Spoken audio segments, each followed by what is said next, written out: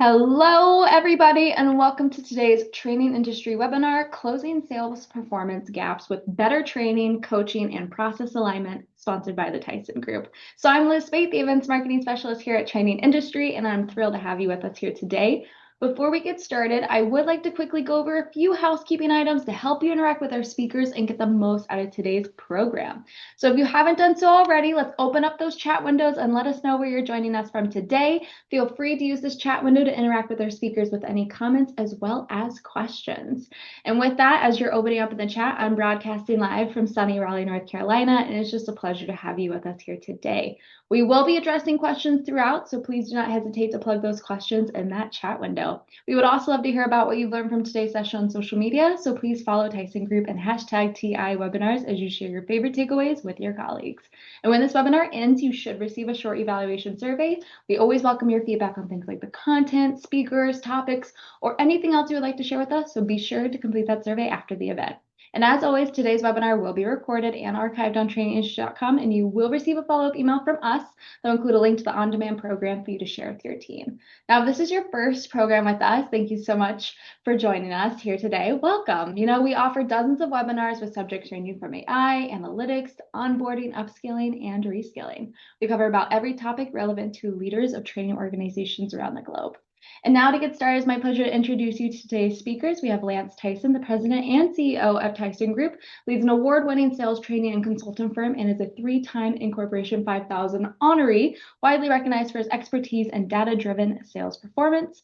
And then we have Dr. Adam Rapp, who is the Tyson's Group Vice President of Research Interrogation and a leading author of sales effectiveness. He also serves as a chair professor of marketing at Ohio University and is globally recognized for his contributions to sales research, consistently ranking among the top scholars in this field. So with that, gentlemen, take it away.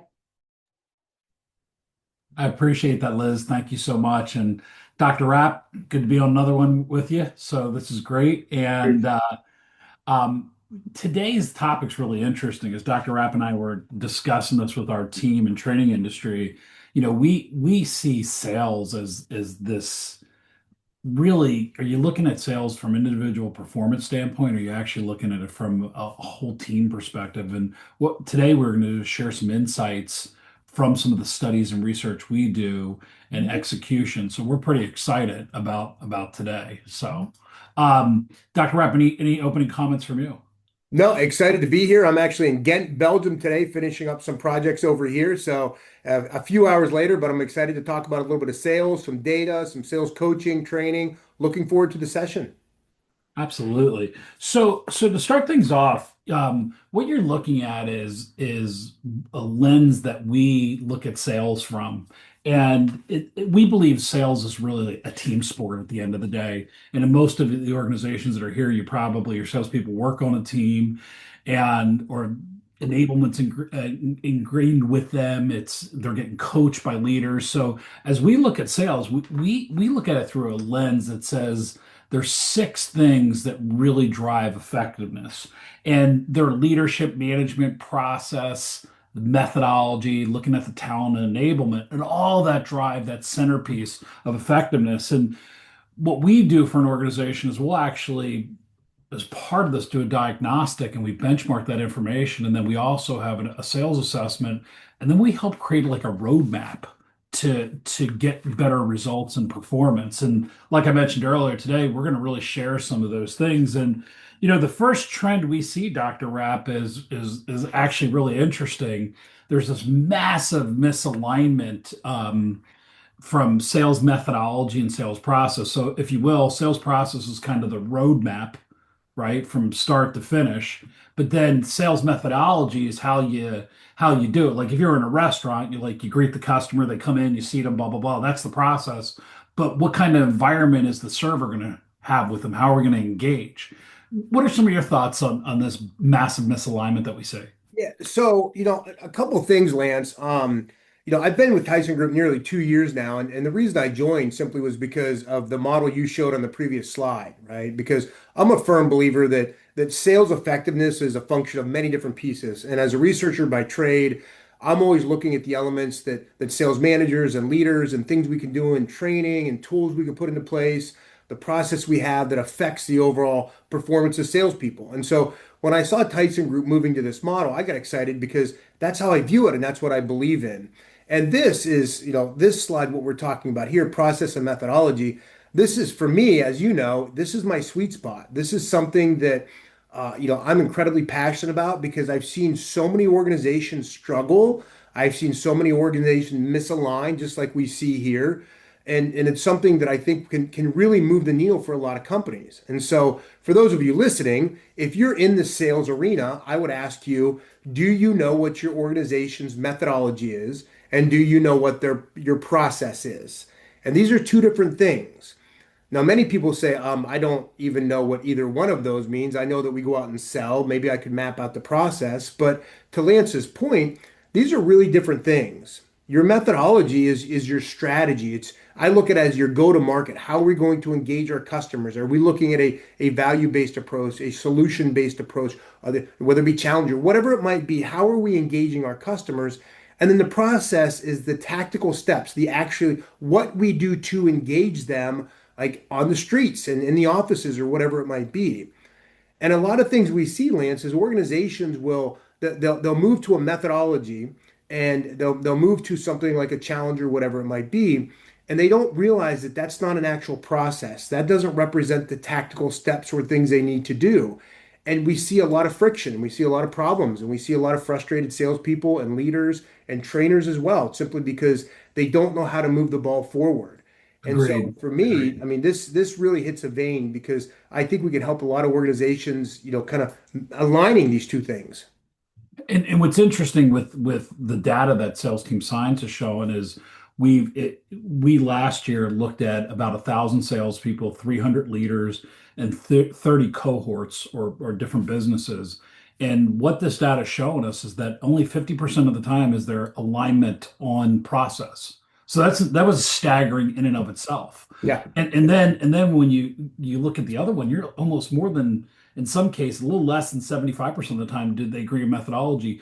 And just as one example, we have a large entertainment company we do business with that's in sports, has several sports teams, a big arena. We asked the most complex set revenue leader on the media side and the partnership side what he thought the methodology was. His answer was, aren't they kind of the same? And if you will, like Dr. Rapp said, when you look at your methodology, if it were a restaurant, it's what's the tone you want the restaurant to have, how quick to handle complaints, how do the servers or waiters or waitresses, deal with rapport, all those things. So that's one thing we see massive misalignment on. And when you add marketplace in there, what's kind of the tone do you have? How do you, if you're launching a new product, do you have to change your methodology to deal with a competitive marketplace? If you're a business right now here that's dealing with high oil prices, or are we in a downturn, inflation, whatever it is, they're all things that are important to the strategy and execution.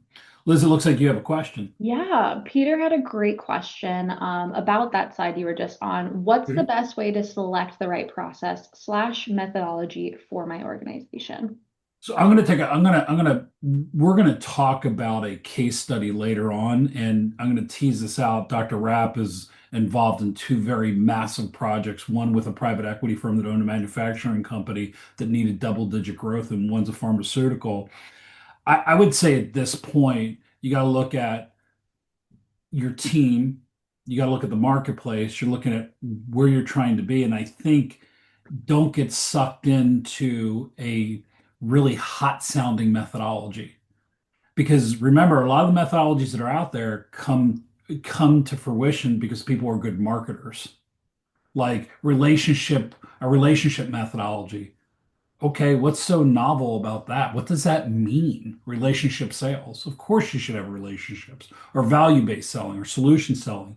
So there's some selecting those really has a lot to do with your KPIs and with the marketplace. Dr. Rapp, anything you want to add to that? Lance, if you look at the chat, it looks like Lee Massey made a comment that the organization had neither, and they're in the process of building them together simultaneously, which is a huge advantage. Leah, I couldn't agree more. I mean, absolutely. To Lance's point, if you have the ability to look at the marketplace, look at your customers, some of these environmental factors, and to say, okay, what's going to drive the organization forward, and we can build the strategy and the process. So the strategy and the tactical execution, if you can build those hand in hand and honestly customize them for your organization, that is 100% where you get the biggest bang for your buck, right? And It, so, yeah. it's so true. It's so true. And most of our business is coming right now. The hottest part of our business is coming in and building a customized methodology to what's going on. And that might be in a certain time and space. Like the private equity firm we're dealing with that owned this plastics company, they had to move in double digits in arguably a tough economy in that business. So they had to change their methodology based off of the growth they had to hit. So and then really we had to look at the process then too, because we found out their process was more operationally based than it was sales based. So there's some things that take some time, and you just don't put a name on it either. Let's move the needle to the second trend, and we can do a deeper dive in this stuff. The second trend is we're seeing is really where in the studies that we're doing, where salespeople see the process difficult and where leaders see it difficult. So if you look at this and you look at a baseline sales process, right? You prospect, you qualify leads, you assess client needs from there, you present, you manage objections, you negotiate, you close, you upsell, cross sell, right? If you just look at this chart, what we can see for companies that have to prospect, leaders and salespeople are saying, hey, it is hard to get new logos. They're agreeing there. But then if you start looking at the differences, you start getting down chain a little bit or further in the funnel, right? Further in the sales process, it starts to you start to get confused a little bit. Like the manufacturing company that Dr. Rapp and I were working on was that we found out that their negotiation process and objections were smashing into each other. The salespeople couldn't discern the difference between both. When they talked about negotiation, they talked about a characteristic or behaviors. And we're like, no, no, no, you need a negotiation process because that's what you're running into. Dr. Rep, some thoughts on this piece? Yeah, so when I look at this, Lance, I see the prospecting is always going to be difficult and challenging.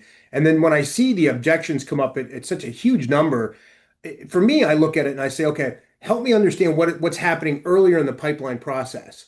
Because my argument is, and I've always presented the fact that if you're dealing with a lot of objections at the end of the sale and you're having a very difficult time managing them, what's Yes. happening earlier on?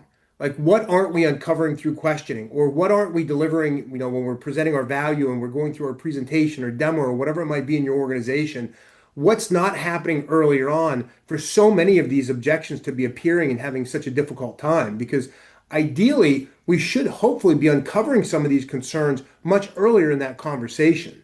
And so for me, when I look at this, I start to think about coaching and I start thinking about coaching, and it sounds odd, but a different part of the process. So if you're striking out, it's like, ooh, well, I struck out. Well, that's the outcome. What's happening earlier on that's making that happen? Let's train and coach to those pieces. So when I look at this, that's what emerges to me, Lance.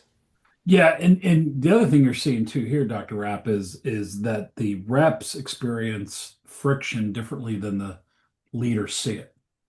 Yeah. The leaders are saying, the reps are saying, I got to negotiate. The leaders are saying, nah, it's negotiation isn't a thing, but we all agree on objections. So then where do you apply the coaching, right? Because the salespeople are experiencing the weather, leaders have a tendency to look at the radar, right? So then where do you apply the coaching for execution? So that's definitely at play. Now, when you start to look at the next piece though, this gets really interesting because what we're going to do is dive into the objection, negotiation, closing piece. Now, when we do our surveys and we run and we look at this lens and we do our diagnostic survey, here's something really interesting. Dr. Arp, I'm gonna let you take and run with this one because you have most fun with this one. So Sure. So first of all, I'm a data guy. Obviously, I mentioned it earlier. I love data. I love looking at data. I don't think it rules the world, but I think it definitely gives us a lot of insight on how to move forward. And so when we look at this and we start talking about dealing with objections, now it's interesting that previous slide showed us that for reps, I think it was 22% struggle with the objections. But here we're talking about the idea of confidence. And we have, 78%, 75% of reps say they're confident in dealing with navigating a conversation and dealing with objections. When we talk to the leaders, we see a little bit of a different picture. I mean, at some points we see almost a 35% gap between what the leaders perceive versus the reps are saying. And so it starts to beg the question, okay, how effective are we at handling some of these different challenges, such as objections? Now, we know, right, through research, we know that confidence typically is a better predictor than knowledge. Like I know how to deal with an objection versus I am confident in dealing with an objection. Confidence tends to be a better predictor of this. But realistically, our number's probably somewhere in the middle. So I don't think it's as high as 79% because we self-inflate and overinflate, right? Leaders tend to be critical, so it's probably not that low. It's probably somewhere in the middle, like around 60%. But realistically, Lance, if we're only 60% confident, our reps are only 60% confident in dealing with these objections, I mean, that's a huge opportunity for growth. So when I start thinking about training and I start thinking about engagement and I start thinking about these one-on-ones with my individuals in the organization, this is a place where I can really have impact on helping build the knowledge, helping build the confidence, and moving that number up so we can, right, have success. Because as we know, if we can't overcome the objection, we simply won't make the sale. We can't continue the conversation. Yeah, and when we're looking at this, it's kind of really interesting too, is the work that we do, right? Identifying the reason for objection, right? Like where's that coming from? Is that a lack of evidence? Is that coming from something that we presented or caused confusion with? Navigating the objection conversation, right? And then what's the reason for it? But then when you start getting to in the survey that we did off sales team science, when we asked the question, reps and leaders have a tendency not to separate negotiation and objections, and they're two very different things. You would never negotiate before you would resolve an objection. It's always objections before negotiation. So the salespeople have a tendency, especially if they think they're doing well, yeah, I'm confident, bring on the objections. And the leaders are saying, not so fast. So, and like you said, if it's overinflated, which it typically is in this survey, where the confidence thing, I can do it. People are more apt to be critical of somebody else as opposed to themselves. Liz, go ahead. Yeah, Sarah had a really great question. What skill needs to be developed in training for a rep to be good at creating a compelling reason to move forward? I'll take a stab at that, Dr. Rapp, and then I think number one is most reps, depending on what type of sale it is, they have a tendency to struggle with two concepts when they're and think about this. If you follow in my first book, I wrote about the sales process really falling more like a visit to the doctor, right? So it's evaluate, diagnose, prescribe, dialogue, close. Salespeople have a tendency to give prescriptions before they diagnose. So they hear one or two things and then they immediately jump on that to go forward. So as to give that advice or to answer that question, create a compelling reason to move forward, the process by which we ask questions, it's not what type of questions you ask, it's actually the process. And the process usually should follow kind of like a current desired situation, cause a gap, find out what the barriers are, and then move forward. Salespeople should be able to elicit two things from that. What's the buyer's primary interest and what's their buying motive? That's the why. So it's what do they want and why do they want it? But then inside the objections, when you're resolving objections, your first step is always to do a little bit of a dive and smoke out. Like somebody says your price is too high. What gets you to say that, or tell me more how you mean price? Is it more price or is it more budget, right? So the tendency is to jump on an answer as opposed to doing a deeper dive into a comment, right? So more of an asking elaborative questions. Dr. Rapp, what are some of your thoughts on that? Um, it, it, what I'm going to do, Lance, if it's okay, we have a couple questions in the chat that I think are kind of interesting that might tie into this as well, if we pull those in. Yeah, sure. Well, first of all, we have, Mark brought up the idea about reps on the previous slide. Are reps doing a good job, due diligence, doing the pre-call research? And Mark, I'll tell you right now, based on my experience, your great reps are doing fantastic pre-call research and everybody else isn't, right? The conversations we're having is people aren't doing enough. You say due diligence, they're not doing enough work prior to the call to really understand the situation they're walking into, right? The background of the customer, the idea of the concerns, the goals, the risks that that person might have even before you meet them. So realistically, folks aren't doing enough research, in my opinion. And if I'm trying to find out everything I can about you in that call in real time, I'm putting myself at a huge disadvantage because we don't have the luxury of time anymore. Like customers won't spend hours and hours and hours with us. We have a shot to maybe ask 5 or 6 questions. So we need to do as much research as we can beforehand. And then Josh asks about the blue line on this slide, Lance, and he said, does the blue line represent the leader's level of confidence in themselves or their reps? And Reps. so the blue line it represents their perception of their rep's ability to do this and confidence. And so where does that come from, he asks? Well, it comes from looking at close rates. It comes from looking at, watching them engage in sales calls, participating in ride-alongs, field trips, whatever it might be. So the manager is getting some time with the reps, which is why I say managers sometimes be a little bit overcritical of this because they don't spend as much time with the rep as they might perceive that they do. But this is the manager's perceptions of their reps. It definitely is, and I think the other thing off that it is their perception of the reps, and then if you actually go if you start thinking through this, it's where do you apply the coaching too? And another thing you said, Dr. Rapp, is you talked about the research. Even in today's, like I'm sure a lot of you're using some form of AI with the research.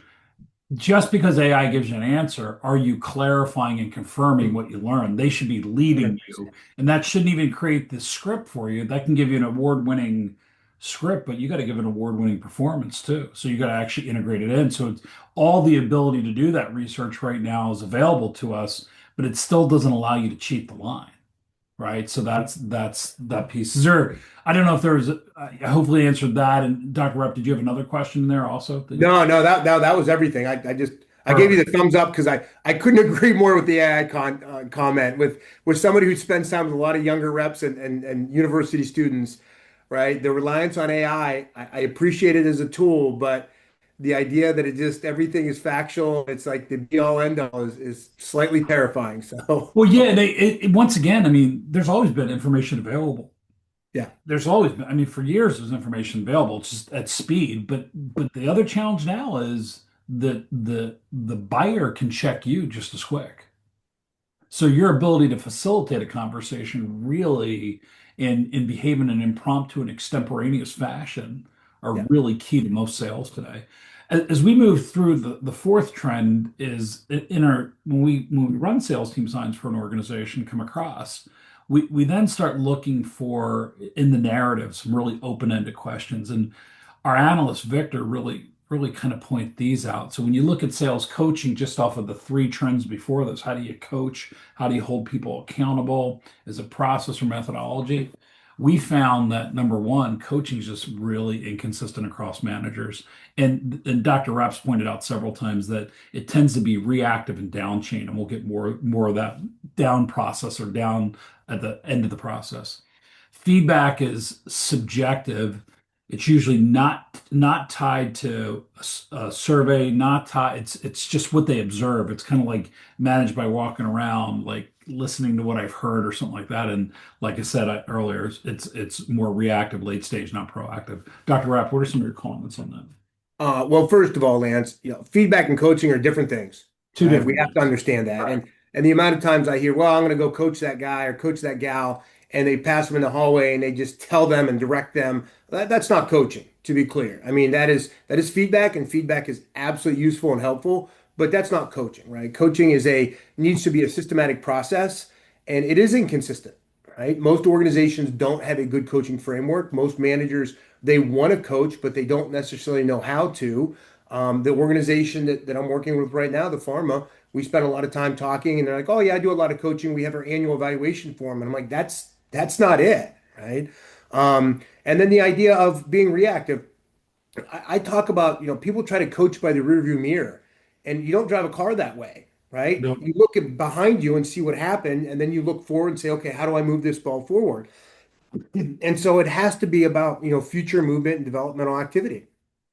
Well, in analogy we use a lot inside the business is, as you're coaching, there's a practice coach, there's a game coach, and there's a practice coach. Too many times, like there's coaching looking at a dial, looking at a dashboard, as opposed to actually watching somebody give give a rehearsal or give a or observing what they do in front of them. I mean, I can't tell you how often we get hired just to go in and create simulations to watch how people perform and then work with leaders on how to score folks and then what things to coach on. And then they coach on things that are way too wide as opposed to cruxes, which really means something also. So here's some of our recommendations to close the gap, and I'm going to let Dr. Rapp kind of walk us through these things, right? And this really starts to get us to best in class, and we're going to deal with each one of these four at some level. So, Dr. Rapp, kind of go over these four things with everybody. Sure. Well, the first one, we mentioned that a little bit, Lance, and the idea that our methodology, like, it informs our sales process on what to do, right? Mhm. And then it has to be aligned with our goals. We see it all the time. We see a mismatch between goals, and we want our people to do this, but we're assessing them, or our KPIs are built on this. I worked with an organization, not that long ago that they said, hey, we want the best customer service. We want 100% customer visits every month. We want to make sure we're spending time. Of course, at the end of the month, when the end of the month or end of the quarter came up, it was about sales. What's your number? Have you hit quota? And if people had it, it's like, okay, forget about your visits. You have to hit your number. So, needless to say, the salespeople were confused. There was a misalignment. So, the important thing is we have to align. If we're going to reward behaviors and incent them, then we need to measure them, and that needs to be part of our KPI. So, this needs to pull the whole way through the organization. That's right. That's right. The next thing, right, the skills and capabilities, this is where data comes in. We have to be using data to be getting some insight. I know a lot of folks have experience. I know there's a lot of ideas of my gut reaction, or I just know how to do this, or I just know this person. That's fine, but let's level it up. Let's do some measurement. Let's do some assessments. Let's do some surveys. Let's get some data in to see, A, does it confirm what my beliefs are as a leader? If so, great. If not, then B, well, let's figure out what is the right space. Like, where are we on this, so we know how to move forward and make the right investment on enablement or whatever it might be. Right? We talk about the idea of building programs around strategy and the sales goals. I've kind of mentioned that already. But at the end of the day, there needs to be the alignment. What are we trying to do here? And then lastly, the coaching piece. When it comes down to the coaching element, we mentioned it on the last slide. We're going to mention it again later, right? We have to be looking and coaching to behaviors that impact outcomes. It's too many people try to coach to an outcome, or they try to coach an outcome, which you can't do. It's, Lance, we joke about it all the time. Your coach isn't just going to be like, go score another touchdown. Because it's like, I would love to. If I could do that, I would absolutely love to. But like, that's coaching the things we need to do, Yeah, coaching we're down. plays, We're down coaching by two. players. We're down by two. Score more. Yeah, Okay. exactly. It's like, yeah, Right. coach, I would love to do that, right? And if I Right. could, I would, but help me out. And so, a big part is making sure that we're finding the behaviors that matter, and we do a lot of that through the data and the research and understanding our process and methodology, and then coaching to those behaviors that impact effectiveness. No doubt, no doubt. So as we move this forward, let's look at the first one, and we'll just kind of give an example of kind of starting to pull these things together. So just quick case study. We recently started to work with a private equity organization owned a plastics manufacturer. They had to grow by 14%. You might be in an organization that, regardless of what the operating environment is, you have to grow. So they had to hit 14% year over year. The team was all over the place. They had bought a bunch of different companies. There's skill levels everywhere. We realized quickly that they had no unified methodology, and the little that they did have did not match what growth would call for, right? And compensation was misaligned. So we went in and we did a couple things. So we found out the root causes. Big thing we found is we had to build them out a customized framework for methodology. Because like that question earlier, how do I know? Well, it's multiple factors. It's the operating environment, it's the team you have, it's the KPIs of the organization, the strategic vision of the organization. And then we had to go in and work with their operating rhythm with leaders, how they coached, how they built rep level coaching and training. And then ultimately, we had to look at adoption in CRM because we had to line their process up because in CRM their process was more operating focused. So we kind of helped them with deal stages. We lined their sales process up, the methodology up. We helped them. The hardest thing was the shared language across all teams.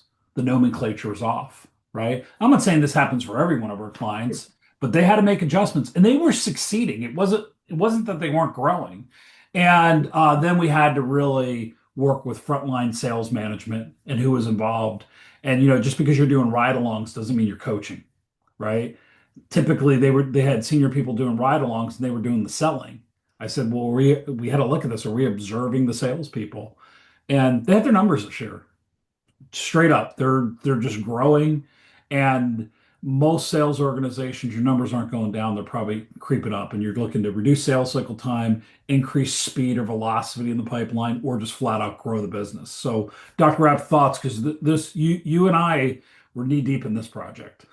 So Well, this aligns with that first bullet point, right? The idea of aligning process, methodology, and goals. And so for me, when I joined this project, I joined by doing an interview, and I wanted to spend some time interviewing, and they were wonderful. They opened the doors to us, and it was with the C-suite. And I'll never forget, I had no idea how we were going to help them move the needle so far to achieve a 14% growth mandate. But after the first call with the CEO, the VP of sales, the head of HR, the individual that was running the enablement CRM program, I asked a simple question that said, "Help me understand your sales process," just so I get some grounding. Honest to goodness, an hour later, everybody on that call had an incredibly different perspective on what the sales process was. Nobody could literally, that was the only question I asked the entire call for an hour because the debate ensued. And to Lance's point, there's no agreement on nomenclature, there's no agreement on process. And so it's like, okay, well, then how are we training? How are we leading? How are we managing? How are we coaching? If every single person in that room had a different perspective on what the process looked like, everybody had a different perspective on what success looked like. And so then we had to take a step back, and that's what led us to say, okay, let's build something for you. And we built like their specific process and their methodology based on interviewing reps and learning about, okay, what's great look like at your organization, and how do we ever get everybody on that same page? well said. I think I remember in those interviews there was a lot of analogies, metaphors, and similes to describe what was going on. Yeah. And once you have that, you got a problem, right? Yeah. And they all sounded good. The stories were great. And I was like, yeah, we got to thread the needle here. Now, if you think about that next bullet point, how to close the gap was start with an objective view of skills and goals, right? And so Dr. Rapp had built a what we call our sales competency assessment, just to look at across several different skill sets and competencies for leaders, salespeople, account management folks. So, Dr. Rapp, if you want to, I'll let you take it from Sure. here. It's your Sure. baby. So as I mentioned, I'm a data-driven individual, and one thing for me is an assessment to really understand salespeople and what's predicting performance.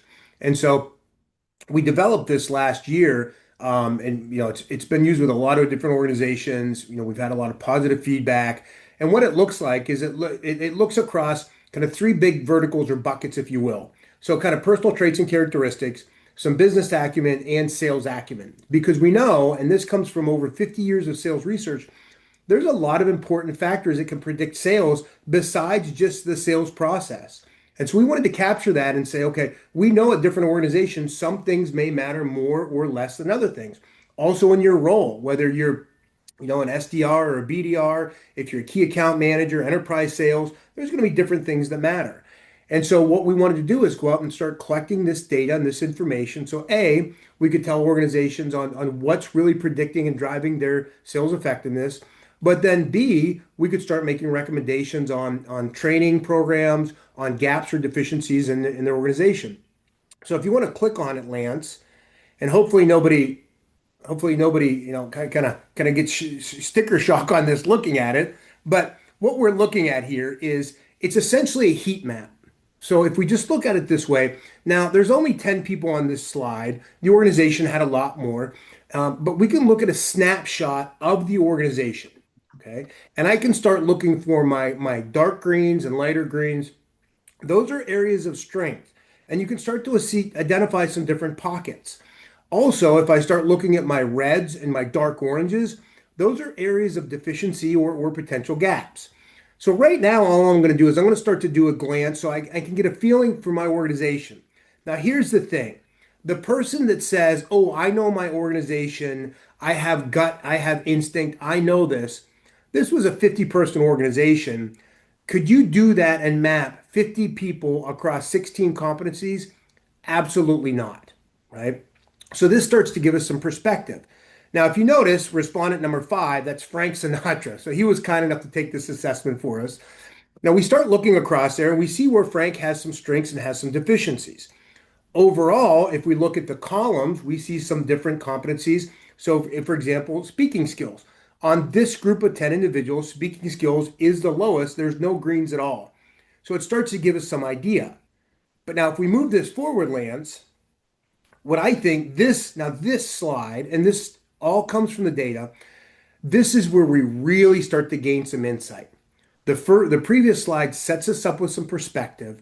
This one shows me, first of all, it's a rank order of this organization from the strongest competency or skill to the weakest across the entire organization. So now I say, okay, if I'm looking at a training program or if I'm looking at areas that my organization is very strong or very weak, we're very good at time management, making recommendations. But we get down at the bottom and facilitating meetings and providing feedback to customers. We're a little bit weaker down there at the bottom. So if I'm going to train my organization, I can start to target some of these areas that are deficient that we have seen predict performance.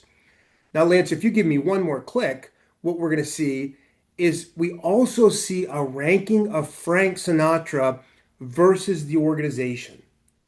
So I look at this and I say, oh, everybody's great at time management. We don't need to train the organization. But wait a minute. Look at this coaching opportunity for Frank. I mean, he has a critical need, which that means this is broken up in quartiles, so 25%.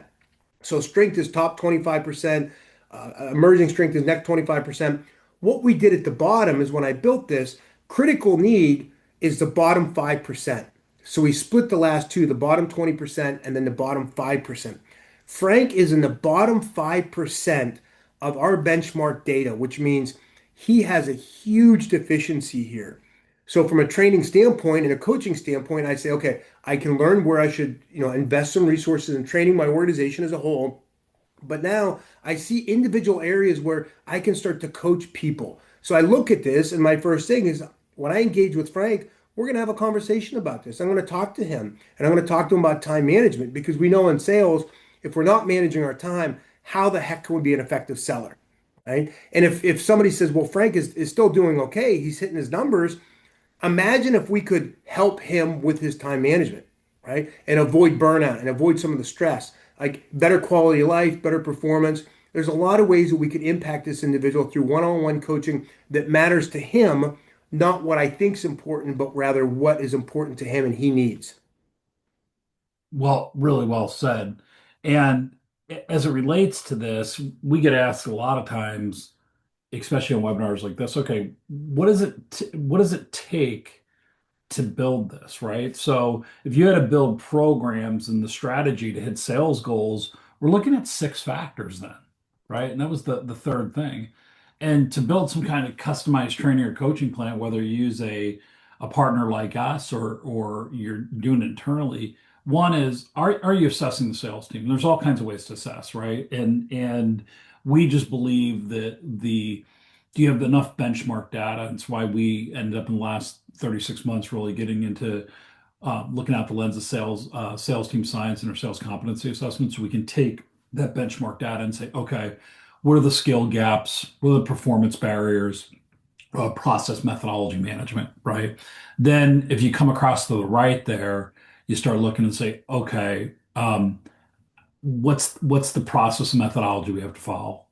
What's that have to look like? Where role, industry, customization, do we have the roles that support where we are? Like we did find out at the manufacturing company, they had to adjust some roles, right? Core skill development, how are we going to reinforce that? And then how are we going to measure and track? And it looks like we had some comments, if not some questions, And I'll stop there for a hard stop there for a second. And Dr. Rapp, if you want to add to this piece, and Sure, go. I'm gonna tackle the question that Josh put in there, saying, would we really want to invest time in Frank based on his deficiencies? Well, we think about coaching, we think about coaching up or coaching out of an organization. I mean, that's in the simplest term, that's how I view it. If Frank is performing and if he is a valued member of the team, I mean, just because somebody has a deficiency in an area doesn't mean that we would just want to ignore them. If there's an opportunity to coach them up, then let's do that. We assume that our managers are doing coaching meetings, right? We have to assume that that's happening in this organization. Then why not spend time where I can affect him, right? If I'm just going to ignore Frank and say, well, he's just not doing a good job, so I'm just going to ignore this guy, then he probably shouldn't be on the team, right? But if he is on the team and I am going to spend some time with him, I'm going to look at areas where I can have some impact. You talk about the idea of ROI, and we're going to talk about this, I think, maybe in the next slide, Lance, about coaching. Now, I'm not only going to spend time with Frank, I am spending time with other people on my team, my high performers, my low performers across the board. I am going to invest my time on coaching them, but let's coach to areas where we can have some impact and help them. No, there's no doubt, and there's a couple things you should look at too as you're do I spend time with Frank? Like Dr. Rapp said, where is he on the board, right? Yeah, You can have uncoachable people. Do you spend more time with your high performing stocks or lower performing stocks? I think you know the answer. We recommend most of our clients look at like you put salespeople maybe one of four buckets. You got a star, you got up and comers, risers, you got folks that are plateaued, or you got a flat out non-performer. If Frank is in that newer growing person, how do I have to coach him? And then you got the personalized learning plans. Where do I coach him, right? Or do I have to coach him out at the end of the day, right? And there is a significant difference between coaching and training too, right? We have one really big client that has gone through three or reorgs in the last 4 years. Finally, they're starting to listen to us. Their biggest issue with sales is the onboarding of the salesperson. They think they have these non-performers, but they failed at onboarding somebody. Like, we bring them on, we do our HR stuff, and we turn them loose. That's the bigger problem. It's actually not their management, it's their onboarding. So that's all stuff you got to look at there. So as we start looking at sales coaching, and Dr. Rapp, I'm going to let you take this one away.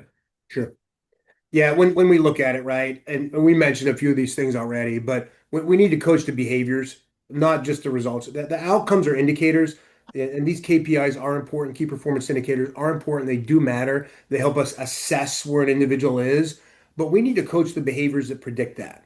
And so we start looking about, if we're looking at a conversion rate or a close rate, you can't coach to a close rate, but you can coach to the prospecting they do, the research they're doing, the discovery, the proposals, negotiation, all of those things. I can coach those things, right?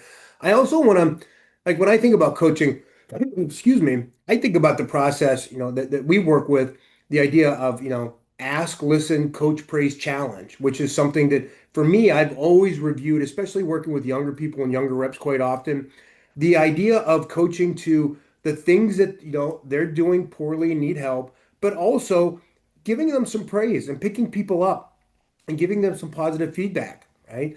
Understand, Lance, to your point, top performers need coaching as well. You talk about your good stocks versus your lower performing stocks. Where do you spend your time?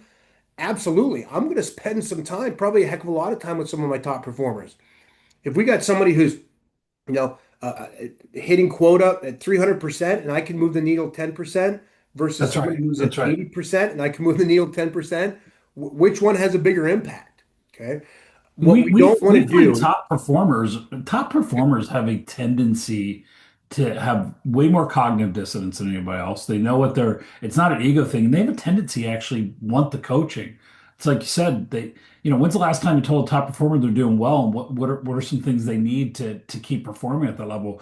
The tendency of leaders is to be intimidated by top performers. Don't disturb them, leave them alone, and then they don't get any feedback at all. So go ahead. yeah.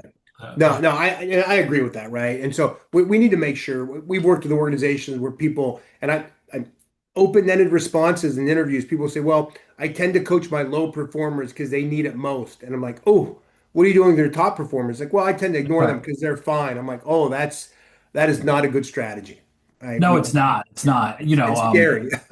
I think Dale Carnegie said, "Be hearty in your approbation and lavish in your praise." People like good feedback. When's the last time you got too much praise or recognition? Yeah. Probably you didn't. So it's actually not a bad move to pull somebody aside and tell them what they're doing well specifically. It's coaching is finding opportunities for improvement.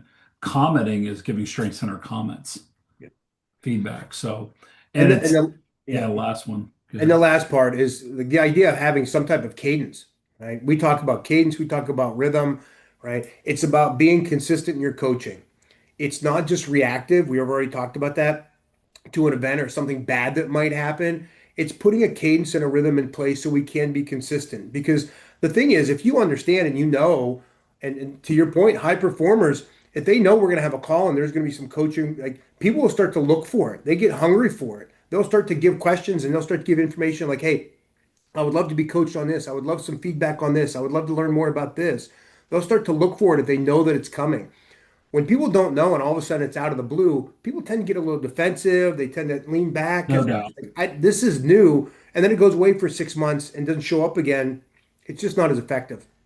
I think Lee said they were a big advocate of strength-based focus, right? From an individual perspective, and you can improve on a strength, right? The best coaching you'll ever get or recognition is ask somebody how they did it.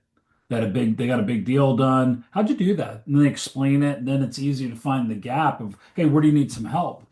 And which gaps exist between across both low and high performers? Typically just a comment off that. I think Mark said that it's kind of interesting. The top performers tend to do baseline things well. Like if you look at top performers, they tend to be able to facilitate a conversation really well. Are they perfect in resolving an objection? No, but they can create an environment where they can ask questions. They're just good at that. If you were a server coming to the table, not dominating the table, being able to make a recommendation on things. So I think that's important. So well said. As we look at some top takeaways, right? As we bring this bird down for a landing and any additional questions, right? I think if you're listening to Dr. Rapp and I is regardless whether it's with us, somebody else, or your own, use data, identify gaps. Any sales development without metrics is just flat out guesswork, right? Align coaching and training to drive behavior, improve performance, right? Or ROI. The structured cadence what Dr. Rapp just mentioned to drive accountability. What do the one-on-ones look like? What do your sales meetings look like? We spend a lot of time helping organizations redesign their operational cadence just around sales meetings and track behavior indicators, performance outcomes, and outcomes follow. Dr. Rapp, final thoughts, and then Liz, I think you might have a question, or as we bring this bird down for a landing. So No, this matters to me a lot. I know with Tyson Group, obviously we worked with a lot of organizations. In my university role, I place a lot of students in sales jobs, and the organizations that have the most success are the ones that are doing these things, Lance. They're the ones who are measuring, that are assessing, that are training and coaching to the gaps and have strong onboarding processes, et cetera, right? These are the organizations that are moving forward. They're able to weather the storm, whether it be an economy or whatever it is, right? They have the wherewithal to move forward. And the ones that don't are the ones that struggle, and they invest money and they don't understand why they're not getting the ROI they were hoping for. It's like, well, you missed. You invested something that just wasn't worthwhile for your organization, but somebody somewhere in the organization thought it was a good idea rather than really assessing and learning from their people. and thank you, Dr. Rapp. Liz, you have a comment or a question? Yeah, there was a great question from Jeff. How much time should sales managers coach on skills and behaviors versus deals and opportunities? You wanna take a stab at that one because I got a lot of thoughts on it. Um, so it's tough because, and I don't want to give a cop-out answer and say it depends, but it depends on the organization and the type of selling you're involved with, right? Interestingly enough, I wrote a paper several years ago on hybrid managers and managers that actually have a selling role or engage with customers as well as coach and work with their people. And across the organizations, it was literally a 3-to-2 ratio. And the idea that about 66% of their time they should be coaching, they should be training their people on specific sales related type tasks. right? And then managers should also be spending some time in the field with their reps, whether it be selling or selling on their own, so they understand the challenges that they face. If we start to break up the individual process, that's tough, and Lance may have a better answer because it depends on what we're selling and what we're doing. To the Yeah. earlier question, if you're a BDR, SDR, enterprise sales key account, wildly different jobs where I'm going to spend a lot more time in different areas. It's interesting. We get that question. I wouldn't say the exact question a lot, but inside that vein. And in our experience with all the data that's out there with CRM and dashboards and things like that, there's a lot of observations by the leader on that. Oh, so and so sales are down. Go, let's score some more points. We find most leaders don't spend enough time actually observing the salespeople sell through whatever means, whether that's doing side by sides or that's a recorded call, whatever it is. And remember, your practice coaching is derived off of watching game film or being involved in the game. So you develop your next practice based off of how well we did in the game. So I think that might, to what Dr. Rapp said, you might change that per individual. But if you're not watching the game and how they're playing the game of sales, whether it's a first meeting, a second meeting, a pitch meeting, it's hard to say in general. But the last thing is you can do skill and behavior development on while coaching on deals also. That combo is possible. It takes some threading and choreography, but it's possible.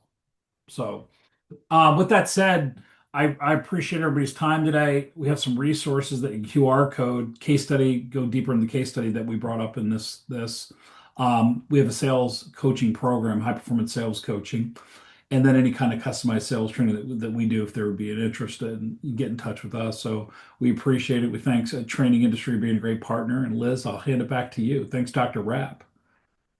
Perfect. Yeah, we have about 3 questions, so let's get the ball rolling. So Mark asked, which gaps exist across both low and high performers?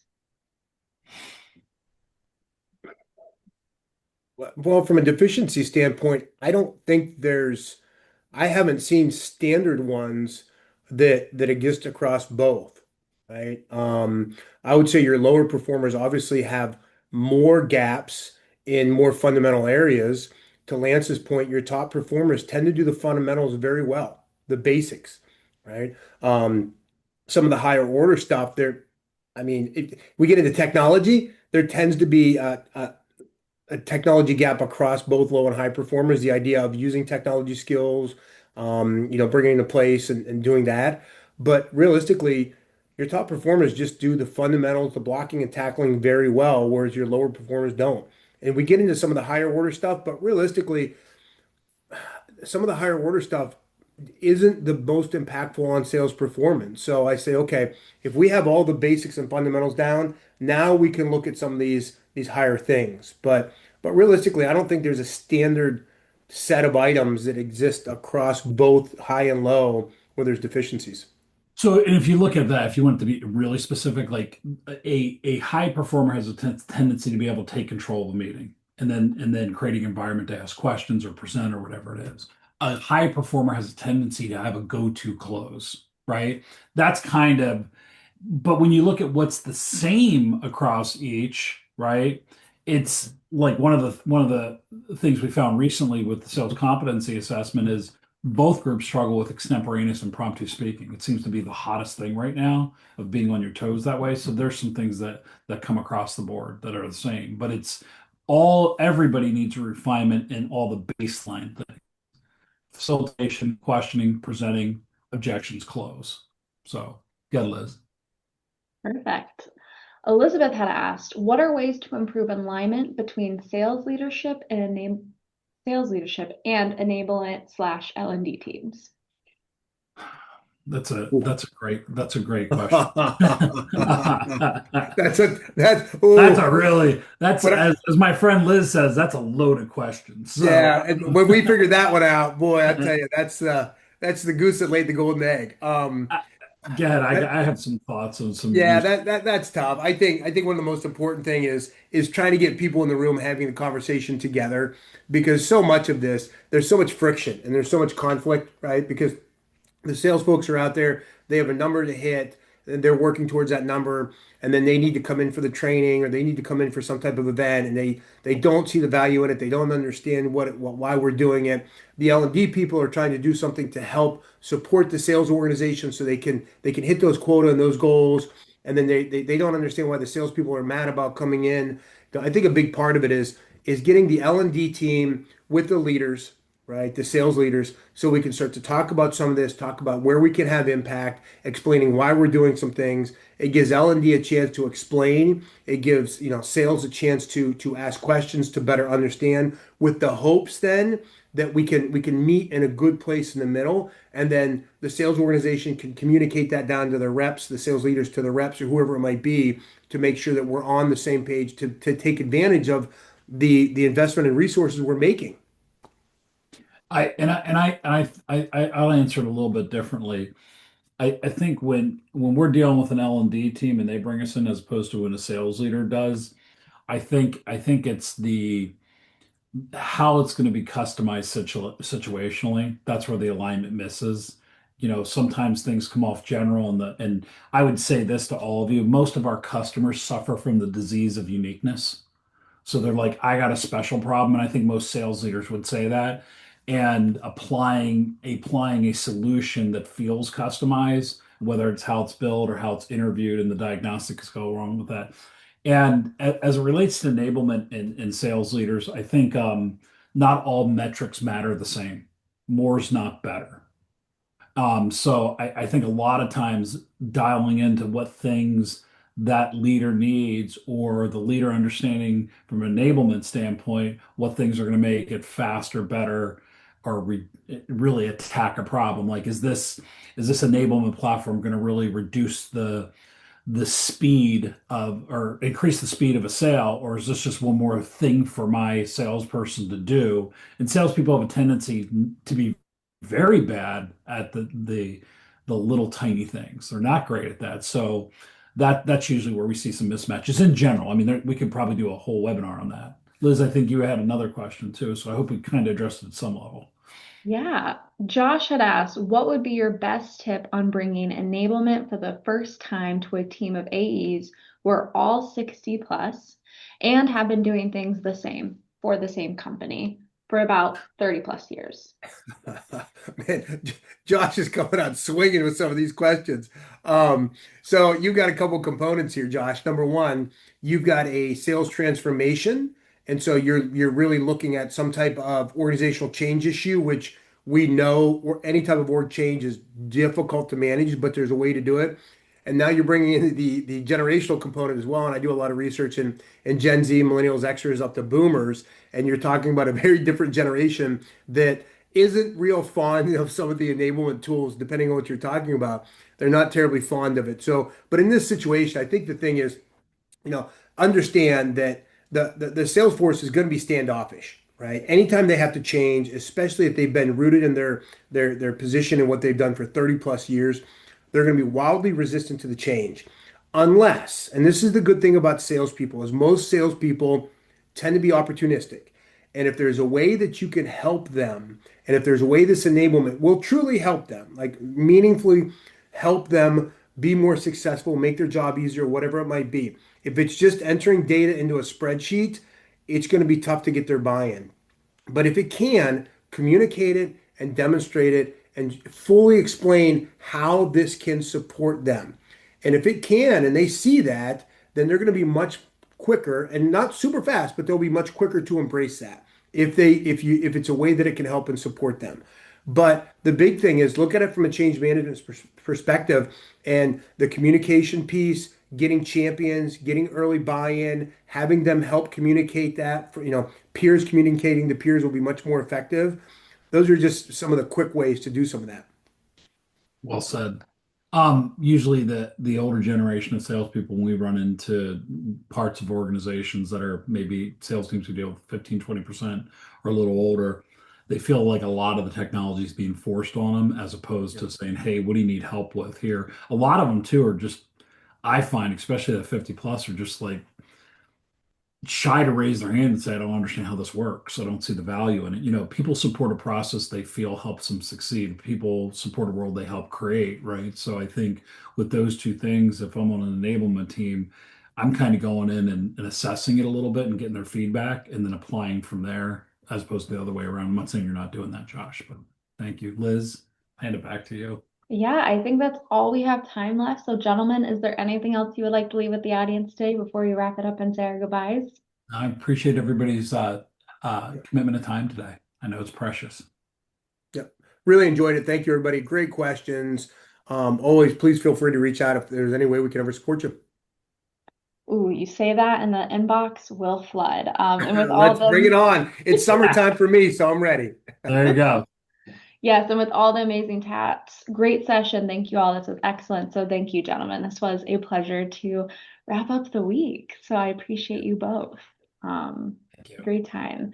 And so for everyone else, though, I do invite you to register for some more events that we have already. This is the last one for May, so we're already starting off in June.